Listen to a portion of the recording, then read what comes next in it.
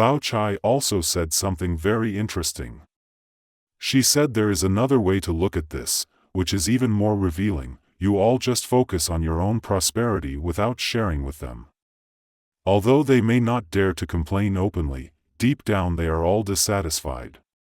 They resort to secretly taking a few fruits from you, or a few more flowers, and you have no place to seek justice.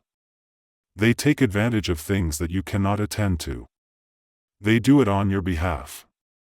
We have entered into a community of shared interests, haven't we? After hearing this, that the women didn't have to deal with the accounting room, nor would they have settle accounts with Sister Feng, they just had to cough up a little extra money each year. Everyone was thrilled about it. They all said, sure, why not? It's not like the current practice where you are constantly being squeezed for cash left and right. The folks who can't manage the land, those who didn't get the chance to contract, after hearing that they're getting some extra money at the end of the year for no reason, also liked it. They said, those who get the contract work hard, so they should have some extra money for annual bonuses. How can we just sit back and take it easy? They started being polite again. Baochai said, you don't have to be polite, okay? Moms, don't refuse, this is what you also deserve. Then, Baochai took the opportunity to make a long speech. This is like the fourth stage of a big meeting, figuring out how to make this reform work well. In the first stage, we're dealing with ideas. The second stage is all about coming up with the actual reform plans, but what's next? Well, the third stage is all about figuring out who's going to take on the contracts. And let me tell you, getting the reform right in the fourth stage is super important. Now, Baochai really stepped up here. First off, what did she suggest? She said we should mix in some Confucian ideas with the legalist ones. Even though we're going down the legalist route, she reckons we need to throw in some Confucian ideas too. And why did she have to go on and on with that long speech? Turns out her aunt, Lady Wang, asked her to do two things. First, she's supposed to play cop, snooping around and checking who's drinking, gambling, or slacking off during the day. She wasn't too keen on it, but since her aunt asked, she had to agree. Looks like she's all set to tackle that task now. You just need to work hard day and night, don't be lazy. If someone wants to drink, gamble, that's their business. Otherwise, I shouldn't have to be involved. I'm sure most of you have heard it. My aunt personally instructed me 3 times. She said that the old mistresses are busy now, and the other young ladies are too young, so she entrusted me to look after things. If I don't act accordingly, it will worry my aunt. Your mistress is also sick and has many pains, plus the household chores keep her busy. I used to have spare time, and I had time to help the neighbors. So, how could I not help when my aunt asked me? But I must neglect small, heed big. What does it mean to neglect small, heed big? If I offend you on small issues, I apologize. But I would only do it because there is a larger cause. I have taken responsibility for this estate. So she says, I cannot afford to be liked by everyone. If I only care about my own reputation and sought personal gain, and then something goes wrong due to alcohol and gambling, how can I face my aunt?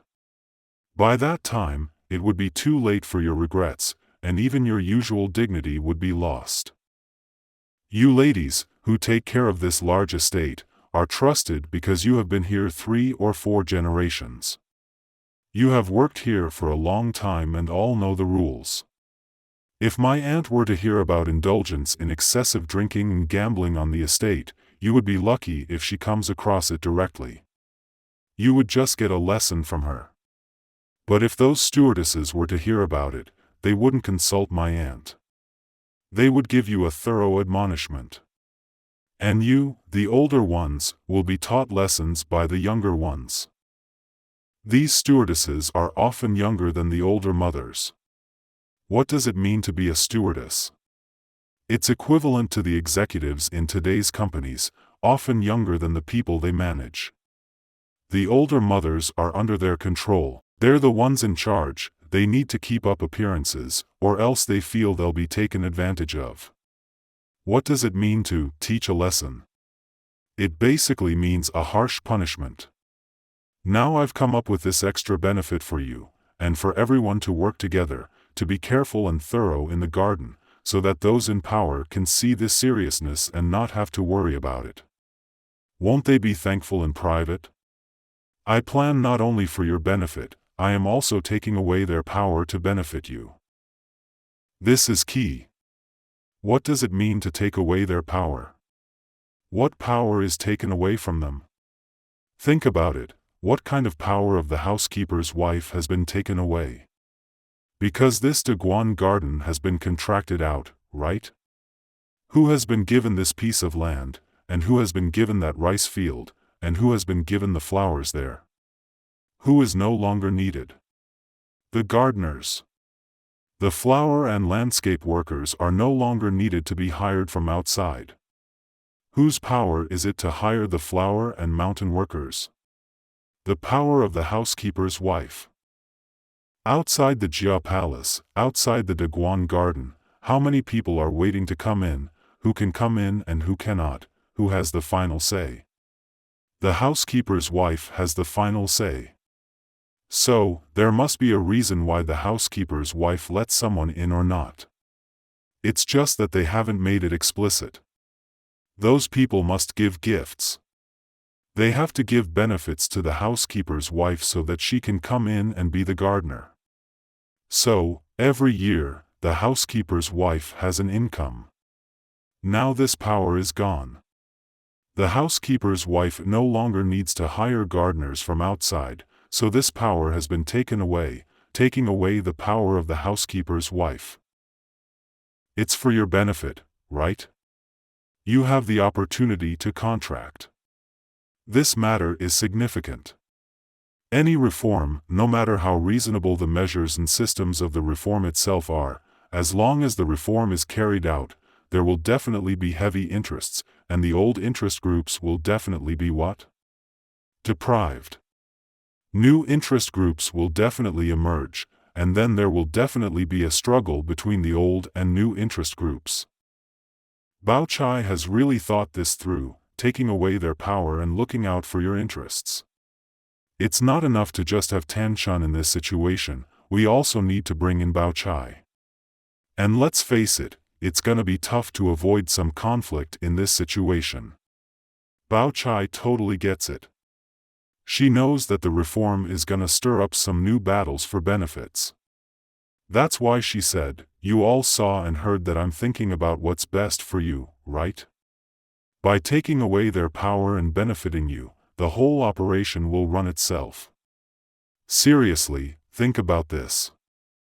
The whole family was buzzing with excitement, and you could see the impact right away. After listening to her long speech, everyone chimed in, "Miss is spot on. From now on, Miss can relax. If Miss takes such good care of us, we can't just sit back and do nothing, even the heavens and the earth won't stand for it." Baochai nailed the task. Does she still need to go around checking up on everyone and playing cop? Nah, not necessary. If you get the gist of what I'm saying, why do I need to keep an eye on you? Lady Wang gave her 2 tasks, and she aced them both. What was the first task? Playing cop, and she's aced it. What was the second task? Being an advisor, and she's aced that too. If we're gonna shake things up with reforms, of course Baochai's on board. She knows exactly who Tanshan is, ready to make moves, wanting to rescue the struggling Jia family from financial ruin. Baochai's all for it, but at the same time, what's she thinking about? She wants to steer clear of a whole new battle for benefits. 2 ways to go about it. First off, what's the deal? We're gonna add in some Confucian socialism, so that even those who don't get the chance to sign contracts can still get some benefits. And secondly, a little reminder, All the perks you're getting now are because we took away the housekeeper's wife's power. How to avoid a showdown is up to you. The Political Bureau meeting just ended. Don't think of it as just some family business, it's all the same. If you can handle a philosophy department, you can be on the Political Bureau Standing Committee. It's really not that hard. What's tough is if you can't read the room, if you don't know who's got the upper hand in the philosophy department, and then you want to shake things up, you've got to be able to avoid stirring up a whole new mess, right? It's all about reshuffling the deck of interests. So, I'm saying both Baochai and Tanchun could totally go head-to-head for a spot on the Political Bureau Standing Committee, no problem. Even though they're just young girls, they're no pushovers. We've been through chapter 56, which is like sitting in on this Political Bureau meeting.